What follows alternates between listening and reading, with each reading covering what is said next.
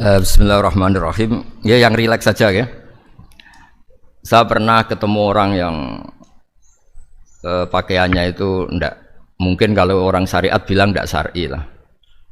Pakai pakaian yang tidak syar'i. Tapi dia muslimah, dia ke masjid. Saya ditanya sama seseorang, "Gus, kok sama orang gitu mau bertemu gitu?" Karena terus saya bilang, "Kenapa?" Dia pakaiannya ndak islami gitu. Oke, dia tidak pakaian Islam itu nyata, tapi dia ke masjid itu Islam, ya tetap sholat itu Islam. Ketika dia ingin sholat dan tetap sholatnya pakai takbir, pakai rukuk, pakai sujud itu Islami. Wong setelah di masjid ya pakai mukena, pakai. Kalau sama-sama nyata, Anda kan boleh ngingat sama-sama yang fakta. Gitu. Dia punya kesalahan dalam berpakaian, dia punya kebenaran dalam sujud, dalam rukuk, dalam ibadah. Dan itu tradisi Quran. Quran ya cerita fama ya'mal mithqala dzarratin khairan yarah wa may ya'mal mithqala dzarratin syarran yarah. Apa susahnya sih ingat dua-dua sisi itu?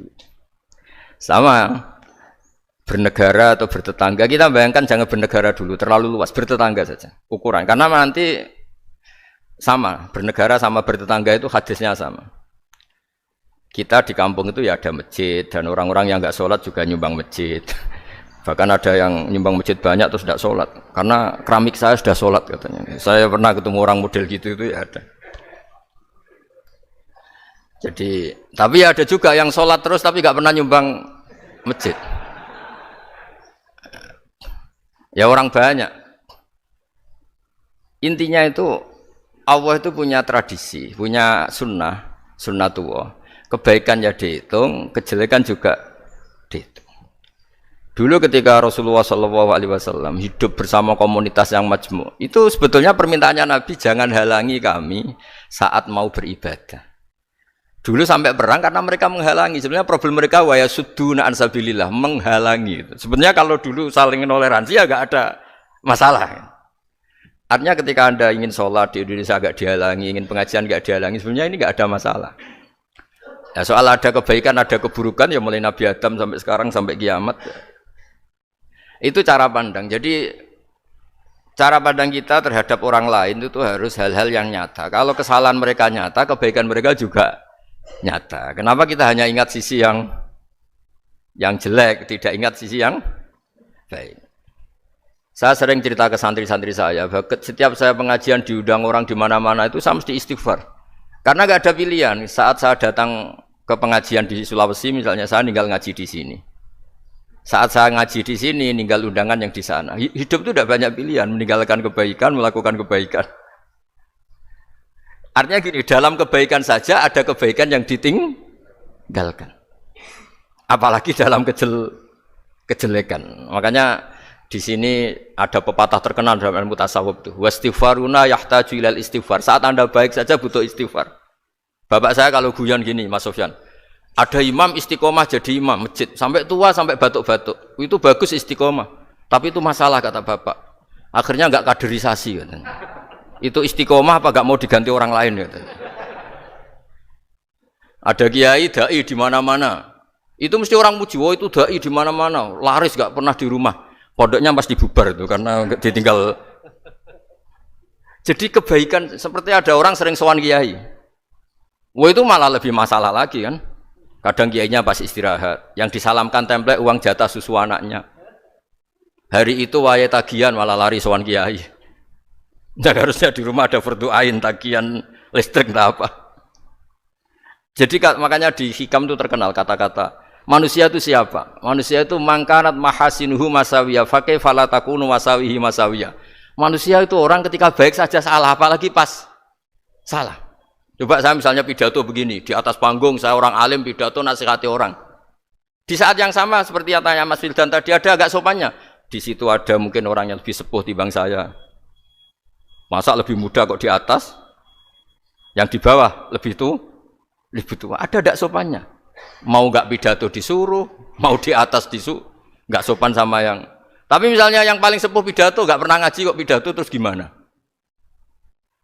Artinya ketika kita baik saja ada salahnya, apalagi pas salah. Sebab itu ajaran Rasulullah itu suruh berdoa Rabbana dzalamna anfusana. Sebelum minta itu merasa ya Allah kita ini mendolimi diri kita sendiri. Karena dalam pilihan-pilihan itu pasti ada salahnya. Coba misalnya Anda bangun masjid habis 2 miliar. Yang harusnya 1 miliar sudah jadi. Terus nanti suatu saat ketemu Allah ditanya.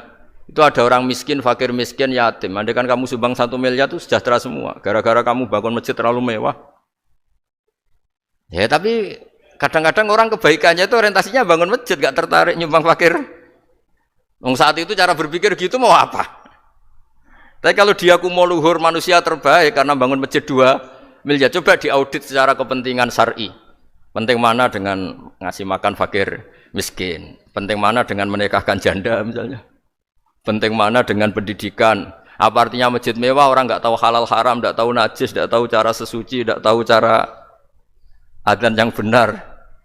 Terus penting mana untuk beli kitab sama dipakai masjid? Apa artinya beli kitab apa tapi nggak makan? Penting mana makan sama beli kitab? Ada auditnya.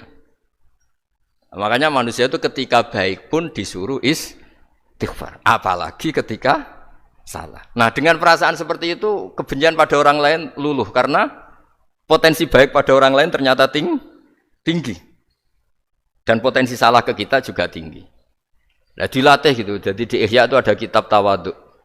Kitab tawaduk itu dilatih ketemu orang tua. Huwa aksaru ibadatan. Dia mesti ibadahnya lebih banyak karena lebih tua timbang saya. Pasti sholatnya lebih lama timbang saya. Ketika Anda sudah tua melihat anak-anak, huwa aqallu minni maksiatan. Mesti maksiatnya tidak banyak karena masih kecil. Terus ketika melihat orang fasik maksiat, la'alla wa yatubu alaih fa inna wa tawwabur rahim. Mungkin Allah memberi tobat, bisa saja. Umar itu ingin bunuh Nabi, tapi Allah memberi tobat. Yang sowan kiai saja tidak mesti dapat tobat. Umar ingin bunuh Nabi, tapi Allah memberi tobat. Akhirnya ya tobat jadi Islam yang baik. Dalam sejarah Wali Songo Kalijogo sowan Sunan Bonang itu ingin garong. Tapi malah jadi muridnya jadi wali. Kalau Allah sudah menghendaki tidak ada ya. Perang Uhud orang Islam kalah itu karena panglimanya siapa? Khalid bin Walid. Tapi dia malah yang dapat hidayah. Nah, sama orang yang sekarang Anda benci bisa saja Allah merencanakan ada apa? Hidayah di situ. Dan kita yang merasa benar jangan saja ada rencana Allah bikin kita su'ul khotimah naudzubillah min dzalik kan tidak pernah tahu. Nah, dari tidak pernah tahu itu orang diusahakan tawaduk. Wa ma adri ma yuf'alu bi wala bikum, kita tidak pernah tahu. Makanya meskipun saya ini kiai terus kata orang banyak itu ketok. Kalau istighfar ya nangis betul ya. Cuma kan nggak perlu di depan umum. Nanti ada ke penampilan kan ribet kan nanti. Sudah nangis nggak ikhlas, nggak mutu. Ya gitu ya. Yang Mas Wildan tadi apa pertanyaannya diulang? Selain masalah akhlak tadi. Tentang bagaimana cara kita bersaudara tanpa memandang kepentingan duniawi. Nah ya makanya tadi saya bilang bernegara itu pakai hadis, misalnya Nabi pernah ngendikan kamu itu punya 3 tetangga, yang satu punya 3 hak, yaitu dia tetangga kamu, dia seagama kamu, dia sesaudara kamu. Jadi ada 3 hubungan, seagama, sesaudara, dan tadi apa? Dia tetangga kamu, dia seagama dengan kamu, dia masih kerabat kamu. Terus ada tetangga yang punya 2 hak, yaitu dia tetanggamu, seagama dengan kamu, tapi tidak sekeluarga dengan kamu. Terus ada tetangga yang punya 1 hak, dia tidak keluarga kamu, dia tidak seagama dengan kamu, tapi tetap punya hak karena itu tetangga kamu. Dan itu kata Nabi semuanya berhak kamu baikin, karena ada hakul jar. Makanya dulu doa ada bil kubri itu ceritanya sederhana. Ada seorang perempuan Yahudi ya, sowan Sayyidah Aisyah. Kalau sowan ya dikasih uang sama Sayyidah Aisyah. Padahal Yahudi ya. Ketika dikasih uang, terus si Yahudi tadi, semoga engkau diselamatkan dari siksa kubur. Zaman itu Sayyidah Aisyah belum dengar hadis tentang siksa kubur. Setelah Rasulullah datang, saya tadi diminta didoain, ya saya terima karena saya enggak percaya. Terus Nabi ngendikan itu benar adanya siksa kubur. Ketika komunitas Yahudi di Madinah itu puasa Asyura, Nabi coba tanyakan mereka, kenapa puasa Asyura? Padahal orang Yahudi. Oh, terus setelah ditanya, yaumun najjawahu fihi Musa, itu hari di mana Allah menyelamatkan Nabi Musa, kata orang Yahudi. Terus kata Rasulullah, nahnu ahaqqu bi Musa, saya juga berhak menghormati Musa. Kemudian Nabi puasa. Suatu saat lagi ada orang Yahudi datang, ya Rasulullah, ya Muhammad, manggilnya ya Abul Qasim karena orang Yahudi, ya Abul Qasim, Nanti nasib langit bumi ini di mana? Manusia yang sudah mati-mati di mana ketika bumi dihancurkan? Mayat-mayat yang sudah di kuburan di mana? Terus orang Yahudi tadi bilang, Inna woha wadu as-samawati ala dzih wal arodina ala dzih. Soalnya Allah itu bisa saja mengelola langit bumi yang sudah hancur gini-gini. Nabi itu tertawa-tawa. Dalam sebuah riwayat disebut hatta badat nawajidu. Tertawanya Nabi itu lepas sampai giginya kelihatan. Kata rawinya tasdikon liqaulil khabri, karena Nabi membenarkan orang Yahudi tadi. Jadi intinya dalam banyak hal itu ya dicari kesamaan. Makanya kalau interaksi dengan kelompok lain kata Nabi la tusaddiquhum wa la tukadzibuhum. Kamu jangan mengiyakan juga jangan menolak. Kamu tolak jangan-jangan pas yang sama dengan ajaran kita. Kamu benarkan jangan-jangan yang tidak sama. Ya sudah, kalau nggak sependapat ya jangan ngambil sikap. Nah, itu juga yang dipraktekkan Rasulullah SAW. Nabi yaqumu lailatan yuraddidu hadil ayat. Nabi pernah sholat 1 rakaat hanya ngulang 1 ayat. Itu aja gak selesai. Yaitu ngulang-ngulang ayat. Fa'akulu kama qolal abdus sholeh in tu'adzibhum fa innahum ibaduk wa in taghfir lahum fa innaka antal azizul hakim. Pun Gusti kula nyerah. Semua ini hamba jenengan, monggo jenengan napakno sing duwe jenengan. Intinya itu ini wilayah jenengan, ndak wilayah saya. Nah, kadang-kadang kita sebagai manusia itu jumawa seakan-akan itu wilayah kita. Kita nyiksa terserah kita, mengampuni ya terserah kita. Padahal tidak milik kita. Dunia ini milik Allah Subhanahu wa taala. Makanya yang terakhir saya ijazahkan ijazah bapak. Bapak saya itu orang hafal Quran, alim tapi lucu, senengannya guyon. Kalau ngajarkan saya tauhid, tasawuf itu gampang. Hak, kamu punya tetangga, punya Innova. Terus kamu berpikir, kamu miskin berpikir, itu pajaknya saja berapa? Kalau apa itu bannya sudah halus itu gantinya kayak apa, kalau rusak kayak apa. Terus kata bapak, mau melok duwe kok mikir, udah ikut punya kok mikir.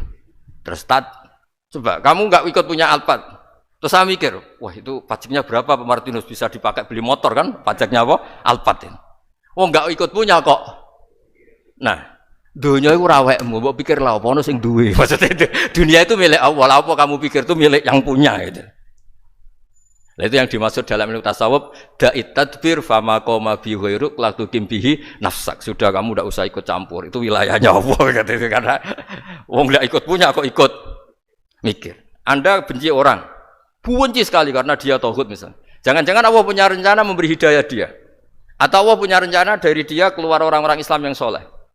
Makanya ketika malakul jibal, ya Rasulullah saya disuruh Allah, terserah engkau. In syi'ta an udbiko alaihim al-akhshaben. Kalau engkau mau orang-orang yang mendustakan kamu saya hancurkan. Apa jawabannya Nabi? La, jangan.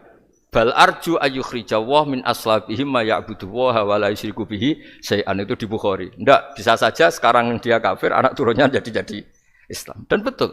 Abu Jahal punya anak Ikrimah, Abu Lahab punya anak Darrah. Walid itu musuh besarnya Nabi, punya anak Khalid.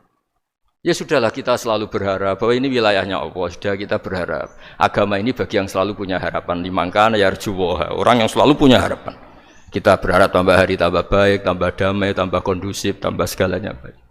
Dan saya seperti ini juga ingin ikhlas dan akan selalu ikhlas.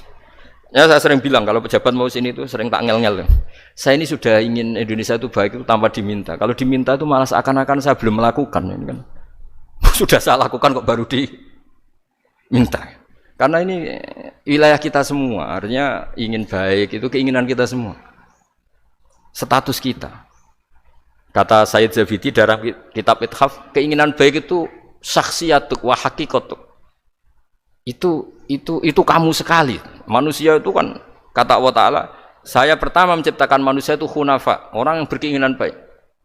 Baru digoda setan terus macam-macam. Jadi keinginan baik itu hakikatuk wa syakhsiyatuk. Itu kamu sekali. Ingin baik itu kamu sekali. Itu status kamu katanya. Makanya orang preman kayak apa, mabuk kayak apa, ada orang kecelakaan, pikiran pertama itu nolong. Itu yang normal. Soal ada kasus, pikiran pertama ngambil HP-nya itu 0,sekian%. Jadi pikiran pertama mesti nolong itu. Karena itu syakhsiyatuk wa hakikatuk. Nggih, ngoten mugi-mugi barokah sedanten. Assalamualaikum warahmatullahi wabarakatuh.